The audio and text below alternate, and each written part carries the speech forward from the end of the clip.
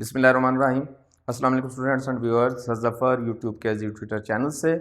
और आज हमारा टॉपिक है तलब की लचक की पैमाइश। स्टूडेंट, आपको बताते चले हम कि एडवांस इकोनॉमिक्स आजकल हमारी आगाज़ हो चुका है इसका। और वो स्टूडेंट जो इनिशियल लेवल पर इकोनॉमिक्स सीखना चाहते हैं तो यही वीडियोस मेरी इनिशियल लेवल पर भी मौजूद है। अब तो हम एडवांस लेवल पर चले गए। सारे स्टूडेंट मास्टर के लिए वीडियोस बनाते वक्त थोड़ा सा डिटेल में चले जाते हैं हम, और इनिशियल लेवल पर हम थोड़ा सा इनिशियल लेवल पर आसान रहते हैं। तो वो स्टूडेंट जो हमारे इंटर या बीकॉम के हैं वहाँ इस्तेफादा हासिल करें। मैं यहाँ ये भी बताता चला जाऊँ कि आपके कमेंट्स बहुत अच्छे आते हैं और उन कमेंट्स से हमारे अंदर एनर्जी पैदा होती है। आपके कमेंट्स हमारे लिए काम करने का, मज़ीद बेहतर करने का इसको सबब बनते हैं। तो अपने कमेंट्स जारी रखें। तो चलते हैं स्टूडेंट टॉपिक की जानिब हम। तो सबसे पहले तो हमें यह देखना है कि तलब की लचक की पैमाइश जो है वो 3 तरीक़ों से होती है। कुल खर्च का तरीका, या इसे मार्शल का तरीका भी कहते हैं। दूसरा जो है हमारे पास इसके आगे दो तरीक़ों से मालूम कर सकते हैं, या तो फ़ीसदी तरीका या फिर फ्लेक्स का फार्मूला भी इस्तेमाल करते हैं। और उसके बाद है हमारे पास ज्योमेट्री का तरीका। याद रखिएगा स्टूडेंट के फार्मूला जो हम इस्तेमाल करेंगे आज, ये कौसी लचक में भी इस्तेमाल होता है। यहाँ भी हम इस्तेमाल करके इसको देखेंगे और फिर ज्योमेट्री के मेथड में अलग से इसको इस्तेमाल करेंगे। यहाँ मैं ये भी बताता चला जाऊँ कि जब हम तलब की लचक की बात कर रहे होते हैं तो आमतौर पर ये प्राइस इलास्टिसिटी ही होता है। अगर आप प्राइस इलास्टिसिटी से हटकर बात कर रहे हैं तो फिर लफ्ज़ बोला जाता है इनकम इलास्टिसिटी या क्रॉस इलास्टिसिटी। उस पर भी हम बहस करेंगे इंशाअल्लाह ताला अज़ीज़। तो स्टूडेंट आइए हम चलते हैं सबसे पहले तो मार्शल के तरीके के मुताबिक, कुल खर्च के तरीके के मुताबिक।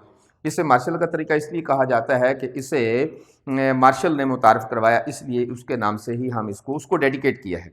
और दूसरा तरीका जो है हमारे पास, इसका नाम जो है वो कुल खर्च का इसलिए कि मार्शल ने ये मेथड बताते वक्त हमें डिमांड और प्राइस के साथ साथ टोटल एक्सपेंसेस को भी कवर किया, इसलिए हम इसको कुल खर्च का तरीका भी कहते हैं। स्टूडेंट, हमें यहाँ इस चार्ट में देखना है कि जब किसी चीज़ की कीमत 100 रुपये है तो उसकी डिमांड जो है वो 50 है। यूँ 100 रुपये उसकी कीमत है, 50 यूनिट हम उसको डिमांड कर रहे हैं। और उस वक्त अगर आप कुल खर्च चेक करें, 100 रुपये की चीज़ है, 50 चीज़ें हम खरीद रहे हैं, तो हमारा खर्चा जो है वो 5000 हो जाएगा। अगर आप इस 5000 को यहाँ आप साथ साथ में डायग्राम भी बनाना चाहें तो हम देखते हैं 100 रुपये कीमत पर डिमांड हमारी 50 है, 100 रुपये कीमत पर डिमांड जो है वो है हमारी 50 रुपीज़। जब हम देखते हैं कि कीमत में कमी आ गई, जैसे ही कीमत में कमी आ रही है तो हम देखते हैं कि डिमांड में इजाफा हो गया। कीमत में कमी 50 से डिमांड 100 हो गई। अगर आप इसको 50 और 100 को आपस में मिलाते हैं तो हमारे पास डिमांड का कुछ यूं खत अवेलेबल होता है। अब स्टूडेंट, मार्शल हमें ये कहते हैं कि जब किसी चीज़ की कीमत में कमी आए और उसके एक्सपेंसेस पहले जितने ही रहें। अगर किसी चीज़ की कीमत में इजाफा हो जाए लेकिन उसके एक्सपेंसेस पहले जितने ही रहें तो हम कहते हैं कि इलास्टिसिटी इक्वल टू 1 होती है। आप देखें कि पहले खर्चा हमारा जब चीज़ महंगी थी 5000 रुपये था, अब चीज़ सस्ती हो गई फिर भी हमारा खर्चा 5000 रुपये ही है। चीज़ महंगी हो जाए, चीज़ सस्ती हो जाए तो सारिफ के, कंज्यूमर के अखराजात पर कोई फ़र्क ना पड़े। पहले जितने पैसे खर्च करता था अब भी वो उतने ही पैसे खर्च कर रहा है, तो इसी को हम कहते हैं इलास्टिसिटी इक्वल टू 1। यहाँ अगर आप गौर से देखें तो इसको आप इनको बाहर वाले बॉक्सेस को फिल करके भी एक रिजल्ट ले सकते हैं। अब आप देखें कि इसका मतलब यह हुआ कि यहाँ जितनी तब्दीली आई है प्राइस में उतनी ही तब्दीली आई है डिमांड में। दोनों बॉक्सेस बराबर हैं, इशारा कर रहे हैं इस तरफ कि यहाँ दोनों में बराबर की तब्दीलियाँ हैं और यहाँ इलास्टिसिटी दोनों की बराबर है। डिटेल में हम चलेंगे थोड़ी देर बाद। तो अगर हम कहते हैं कि किसी वक्त यहाँ अगर आप इस चार्ट में देखें तो 100 रुपये की कीमत है, 5 इकाइयाँ खरीद रहा है, 5000 ही खर्चा है, वही डाटा हमने दोबारा ले लिया। अब हम यहाँ फर्ज कर लेते हैं कि कीमत के कम होने से, जैसे कि यहाँ कीमत कम हुई, कीमत के कम होने से डिमांड में इजाफा हो गया, वहाँ भी डिमांड में इजाफा हुआ। लेकिन यहाँ अगर आप देखें तो वहाँ डिमांड में इजाफा होने से अखराजात पहले जितने ही रहे, लेकिन यहाँ इस कंज्यूमर ने कीमत के कम होने से डिमांड में इतना ज़्यादा इजाफा कर दिया है कि उसके अखराजात पहले से बहुत ज़्यादा हो गए। तो जब हमारी डिमांड में इस तरह इजाफा हो जाए कीमत में कमी आने से कि हमारे अखराजात पहले से ज़्यादा हो जाएं, तो मार्शल कहते हैं कि यहाँ इलास्टिसिटी इक्वल टू 1 की बजाय ग्रेटर देन 1 हुआ करती है।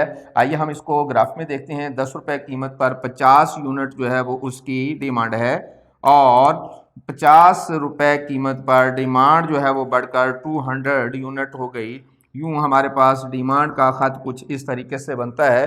अब यहाँ इलास्टिसिटी जो है वो हमारी ग्रेटर देन 1 है। स्टूडेंट यहाँ अगर आप चेक करें इलास्टिसिटी ग्रेटर देन 1 है और यहाँ जैसे हमने फिल किया इसको भी अगर आप फिल करके देखें स्टूडेंट तो हम एक अजीब नतीजे पर पहुँचेंगे। वो ये कि यहाँ देखें हमारा ये बॉक्स हमें बता रहा है कि कीमत में तब्दीली तो सिर्फ इतनी सी आई है, जवाबन डिमांड में तब्दीली इतनी ज़्यादा आ गई है। कीमत में तब्दीली थोड़ी है, डिमांड में तब्दीली बहुत ज़्यादा है। तो इसका मतलब है कि इलास्टिसिटी इस चीज़ की बहुत ज़्यादा है। तो जिस चीज़ में दोनों में बराबर तब्दीली आए इलास्टिसिटी बराबर होती है। अगर कीमत में तब्दीली थोड़ी हो, डिमांड में तब्दीली बहुत ज़्यादा हो तो उस चीज़ की इलास्टिसिटी भी ज़्यादा होती है। अगर हम इसको चेक करें तीसरे नंबर पर जाकर तो किसी चीज़ की कीमत 100 रुपये है, डिमांड है उसकी 50, कीमत 100 रुपये पर डिमांड है उसकी 50 यूनिट्स और कीमत गिरकर 50 रुपये हो जाने से डिमांड में इजाफा हुआ है। यहाँ आप देखें कि कीमत गिर रही है तीनों जगहों पर और डिमांड तीनों जगहों पर जो है वो इंक्रीज हो रही है, लेकिन इंक्रीज होने का स्टाइल डिफरेंट है। यहाँ कीमतें कम होने से डिमांड इस तरह बढ़ी कि खर्चा पहले जितना ही है। यहाँ हमारी डिमांड इस तरीके से बढ़ी कि अखराजात तो बढ़ गए। यहाँ हमारी डिमांड इस तरीके से बढ़ी कि अखराजात पहले से कम हो गए और 50 रुपये पर हमारे पास जो क्वांटिटी डिमांडेड है वो सिर्फ 60 रह गई। इसका मतलब है कि अगर आप इन बॉक्सेस को भी फिल करके देखें तो आप एक नतीजे पर पहुँचेंगे। यहाँ तब्दीली आई है हमारे पास प्राइस में इतनी ज़्यादा, जवाबन डिमांड में तब्दीली बिल्कुल छोटी सी है। तो इसका मतलब है कि हम कहेंगे इलास्टिसिटी लेस देन 1। तो अगर अखराजात पहले जितने ही रहें, कीमतें तब्दील होने के बाद भी हमारे अखराजात वैसे ही रहें तो इलास्टिसिटी इक्वल टू 1 हुआ करती है। अगर अखराजात में इजाफा हो जाए कीमत में कमी के बिना पर तो फिर हम कहेंगे इलास्टिसिटी ग्रेटर देन 1 है। और अगर कीमतों में कमी से अखराजात भी कम हो जाएं तो हम कहेंगे इलास्टिसिटी लेस देन 1 है। तो स्टूडेंट यहाँ एक और तरीका भी है हमारे पास इस चीज़ को जज करने का कि यहाँ आप इस ट्रायंगल को चेक करें। इस ट्रायंगल में ये वाला चेंज और ये वाला चेंज देखें दोनों बराबर हैं। जब ये दोनों चेंज बराबर होते हैं तो इलास्टिसिटी बराबर होती है। यहाँ आप देखें कि कीमत में तब्दीली का और इसका विंग बहुत चेंज है। यहाँ बहुत थोड़ी सी तब्दीली है और यहाँ इतनी बड़ी तब्दीली है। ये ट्रायंगल और ट्रायंगल देखें तो यहाँ हमारा ट्रायंगल जो है हॉरिजॉन्टल जो है वो ज़्यादा लंबी लाइन है। तो इसका मतलब है कि हॉरिजॉन्टल लाइन लंबी हो जाए तो इलास्टिसिटी भी बड़ी हो जाती है। और यहाँ अगर आप चेक करें तो यहाँ देखें हमारे पास ये लाइन और हॉरिजॉन्टल लाइन बहुत छोटी है और हॉरिजॉन्टल लाइन जो है वो छोटी हो जाए तो इलास्टिसिटी छोटी होती है।